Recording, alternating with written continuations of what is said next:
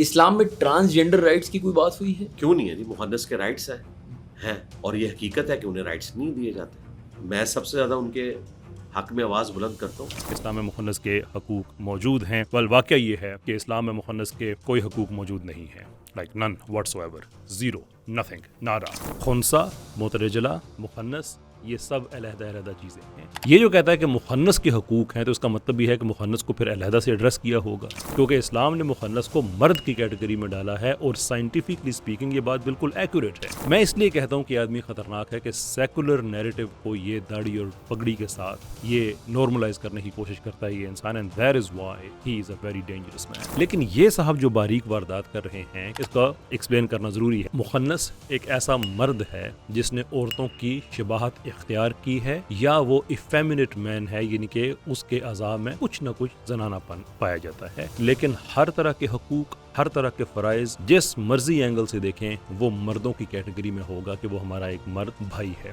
कोई फ़र्क नहीं है उसमें और किसी ऐसे आदमी में जो मर्दों की शबाहत रखता है। और मुतरजला एक ऐसी खातून को कहा जाता है कि जो मर्दों की शबाहत इख्तियार करती है। खुनसा ऐसे इंसान को कहा जाता है कि जिसके जो जिनसी एज़ा हैं उसके अंदर इबहाम हो, क्लियर ना हो कि ये बच्चा है या बच्ची है। वो वक्त के साथ साथ फिर उसका तयन हो जाता है। फिक्र में बहुत ही वसी पैमाने में इसको एड्रेस किया गया है, बहुत बड़े बड़े चैप्टर हमें मिल जाते हैं। मैं आपसे ये पूछना चाहता हूँ कि क्या ये महज इत्तेफाक है कि सेकुलर्स एक तरफ जॉयलैंड को आउट ऑफ नोवेयर, बगैर किसी को बिल्डअप के, बगैर किसी बुनियाद के, अचानक से 2 साल पहले जो मूवी बैन हुई है उसको लेके सामने आ गए, ये हम चलाने लगे हैं कि जैसे एक मुर्दा इशू को दोबारा से वो जिंदा करने की कोशिश कर रहे हैं। एक खबर ये आती है कि जनाब लाहौर में एक इवेंट हुआ है जिसके अंदर ट्रांसजेंडर्स, उन्होंने एक इवेंट किया है जिसमें उन्होंने हम जिस प्रस्ती को फरोग दिया, ये किया, वो किया सारा। और फिर जो सेकुलर्स के फ्रंटमैन हैं वो साहब सामने आ जाते हैं और कहते हैं जी इस्लाम ने मुखन्नस को भी हकूक दिए हुए हैं।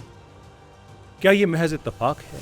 अगर ये इंसान कहता है कि मुखन्नस के हकूक हैं एक सेपरेट कैटेगरी के तौर पे, तो फिर इंजीनियर साहब को दिखाना होगा कि इनके जायदाद में क्या हकूक हैं, इनके बाकी जो मामलात हैं उनमें क्या हकूक हैं। And if the answer is के नहीं है, मुखन्नस एक मर्द होता है, उसकी वही कैटेगरी है, उस पर अप्लाई होगी जो किसी भी मर्द पे अप्लाई होती है, किसी भी हक के हवाले से, किसी भी फर्ज के हवाले से, तो बात खत्म हो जाती है।